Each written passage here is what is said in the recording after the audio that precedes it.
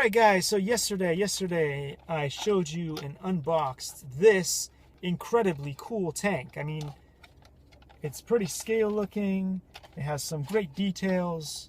You can even open up this little hatch up there. I know that it's got LED lights, it's got some LED lights here, there's LED lights there. It's pretty much perfect. Aside from this that I couldn't get off, I was able to remove the other one that's up here. And there's a lot of screws. We don't need as many screws as they give you, but anyway. That part is kind of laborious. Anyway, I'm going to show you how to put in the battery on this thing. Let's see if I can show it on camera.